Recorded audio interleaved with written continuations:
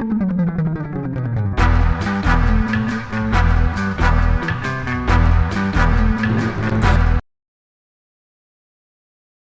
Glass is currently on about 600 different devices in the field for a total of about 600 million total devices in the field. Everything from handhelds to laptops to, of course, tablets and some televisions. So what has happened in this 4-year history?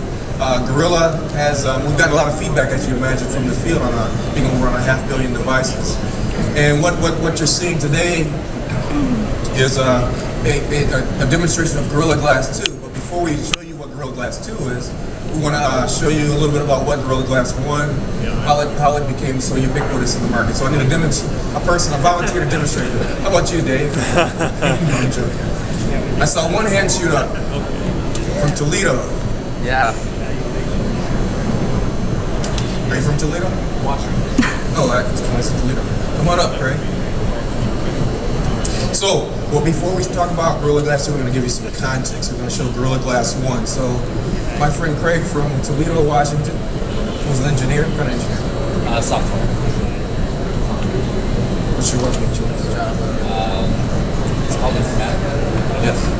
Tell me something about Informatica while I set up the class. It's a data mining. It's an ETL tool, so you can extract data from it. Tell me something about ETL while I set up the class. So no, I've heard of it. So what we're going to do, we're going to break some glass. So this is just kind of that was the incumbent glass when we first came on the Sublime glass, similar to window glass, 1.1 millimeter thick glass. A little bit of science behind it. Is a very thank you. It's very tough or very strong even from a compression perspective, but not so strong under a tension perspective. So when you actually push down on this glass, the top's going to be in compression, the bottom's going to be under tension. So what we've done is we've sandblasted. If you look up through the circle, you see it's a little bit white. It's been sandblasted there to put a bunch of damage to make it very easy, and it's on the back of the surface. It's going to be under operates compression and tension. Absolutely. So this is unstrengthened glass, 1.1 millimeter thick. Craig's going to push down in the middle there and tell me on a scale from 1 to 10 what it takes to break it. 2. So this is that same glass, but this has actually been strengthened. Scale from 1 to 10, what's it take to break this one? 5. So more than twice as? Okay.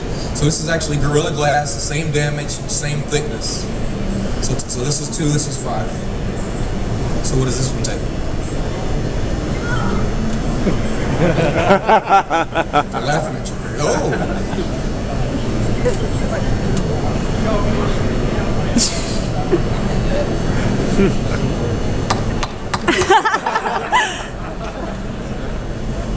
So 2, 5, let's do that one. 10.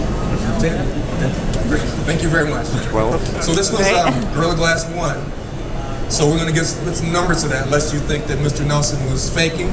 So I'm going to ask Josh to make it to replace the computer scientist with a machine. How do you like that?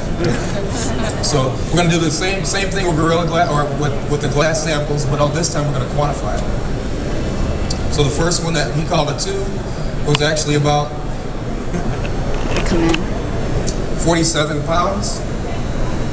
That's how much load it took to break the unstrengthened glass. So the strengthened glass, again, not Gorilla Glass. So what Craig called a 5.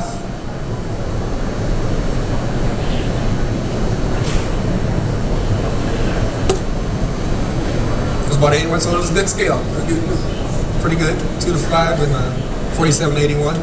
So now the Gorilla Glass that he said was a 10, what it saturated is his.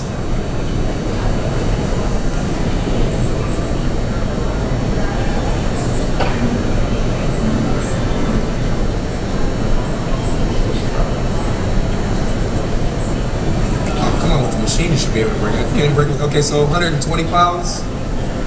I need a bigger demonstrator over here. So 120 pounds, we still couldn't break. And this is just Gorilla Glass 1, the stuff that you see on the devices in the booth and the others. And now this is Gorilla Glass 2.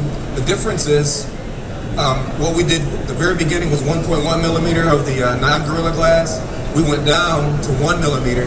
Now we're going all the way down to 0.8 millimeters. So 20% of the thickness of the one that didn't break the last time.